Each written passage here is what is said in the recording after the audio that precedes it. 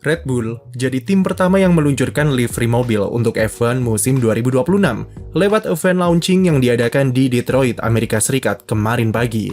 Dan setelah bertahun-tahun bertahan dengan livery yang sama dan sangat minim inovasi, sampai-sampai desainer Red Bull dituduh makan gaji buta karena tinggal kopas tiap tahunnya.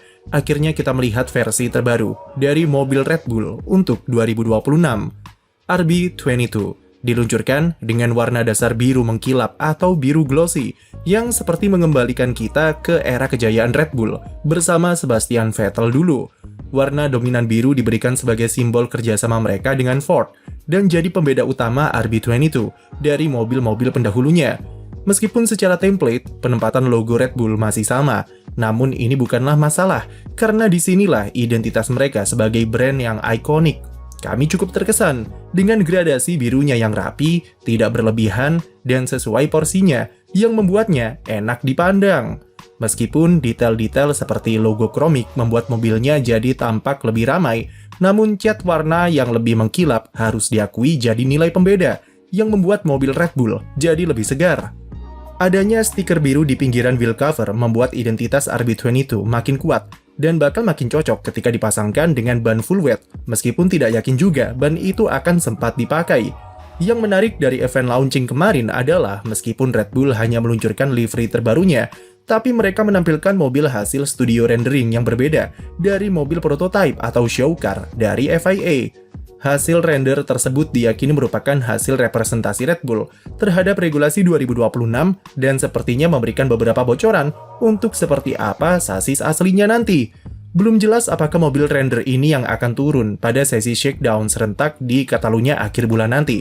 Namun yang jelas, desainnya akan berubah sejak tes pramusim di Bahrain dan makin berevolusi seiring berjalannya waktu.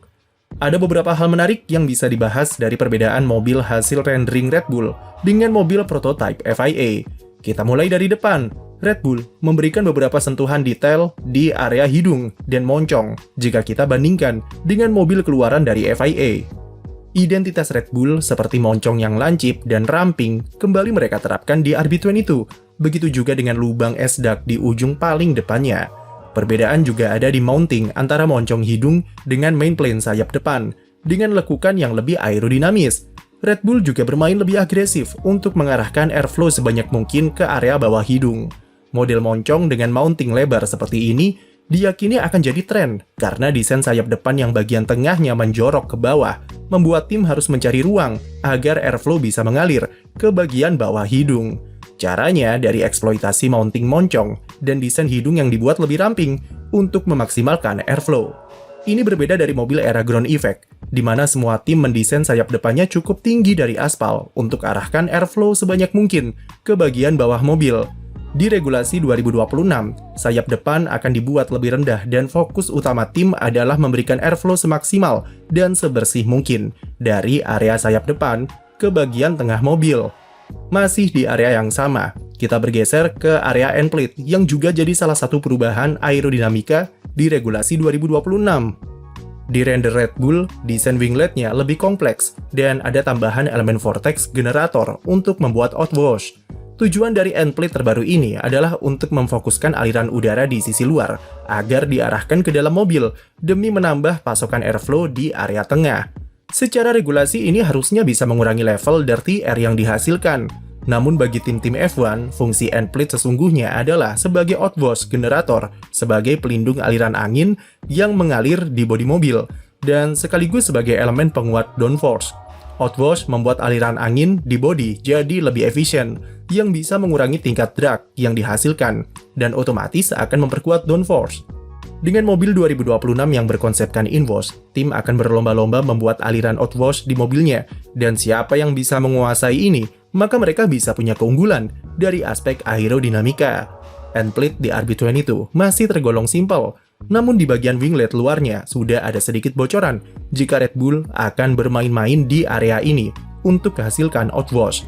Dari sayap depan, mari beralih ke area suspensi yang menunjukkan adanya perubahan konsep. Dari sebelumnya Red Bull memakai pull rod, maka untuk regulasi 2026, mereka kembali memakai desain push rod.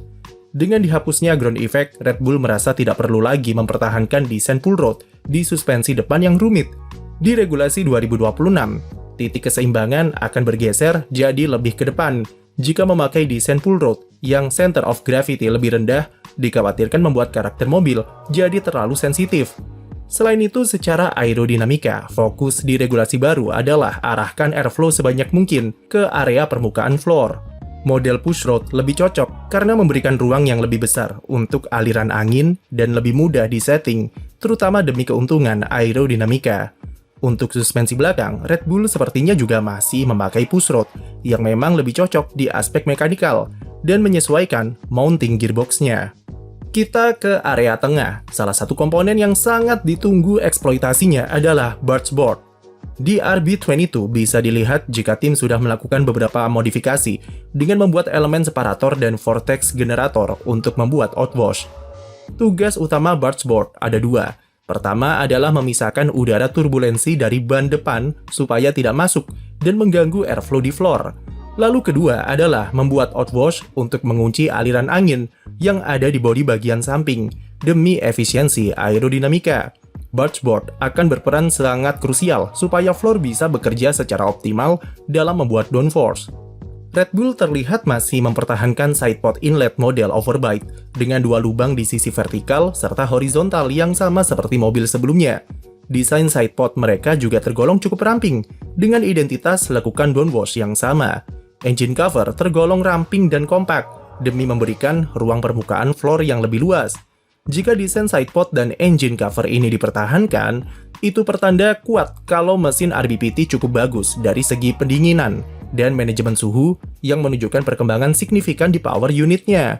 Namun secara general, banyak pihak memprediksi kalau desain sidepod ramping dengan inlet tinggi akan kembali jadi tren di regulasi 2026 untuk memaksimalkan airflow di permukaan floor.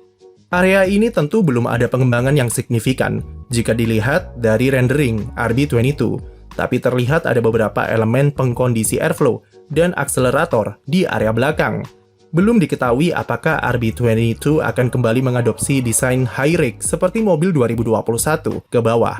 Tapi yang jelas, tim tidak perlu lagi memikirkan seberapa rendah floornya harus disetting di regulasi 2026. Dari desain sasis dan aero, Red Bull kami percaya tetap jadi tim yang bisa diunggulkan di papan atas dengan kapabilitas yang mereka punya saat ini. Pertanyaan terbesar tentu ada di kiprah Red Bull sebagai pabrikan, di mana mesin RBPT Ford akan debut bersamaan dengan regulasi baru 2026. Dibentuk pada akhir 2021, RBPT sekarang sudah jauh berkembang dengan memiliki lebih dari 700 karyawan dan punya 3 fasilitas untuk menunjang pengembangan power unit. Mesin yang dinamai dengan kode DM01 sebagai penghormatan kepada founder Red Bull Dietrich Mateschitz tersebut akan jadi penanda awal dari era baru skuad Milton Keynes ini di F1. Walau statusnya mesin debutan, Red Bull cukup dijagokan dengan munculnya kabar trik rasio kompresi yang beri keunggulan power mesin sampai 0,4 detik per lap. Direktur teknis RBPT, Ben Hodgkinson, juga tidak membantah dan bahkan mengakui kalau tim menerapkan trik rasio kompresi sebagai bentuk dari strategi pengembangan mesin yang agresif dengan mendobrak batas-batas regulasi.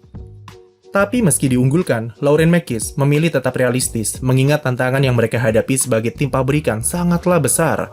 Dia tak mau beri ekspektasi tinggi soal kiprah timnya di regulasi baru dan berkata jika Red Bull akan melewati fase-fase sulit setidaknya dalam beberapa bulan pertama di musim 2026. Mekies mewanti-wanti agar penggemar Red Bull dan utamanya Max Verstappen supaya bisa bersabar selama periode krusial tersebut, yang sekaligus jadi penentu fondasi RBPT ke depannya. Target prioritas jelas adalah dapatkan reliabilitas yang bagus terlebih dulu sebagai fondasi utama agar kejadian di awal-awal era hybrid tidak terulang lagi. Sebagai pabrikan baru yang masih meraba-raba, Mekies tak akan ragu untuk bermain konservatif pada balapan-balapan pembuka atau setidaknya sampai fase homologasi pertama usai untuk membangun reliabilitas mesin terlebih dulu. Yang jelas urusan power adalah perkara sekunder yang bisa dikejar belakangan asalkan mesinnya awet. Jadi bagaimana menurut kalian soal mobil baru Red Bull? Tulis di komentar dan jangan lupa beri like dan subscribe untuk konten F1 lainnya.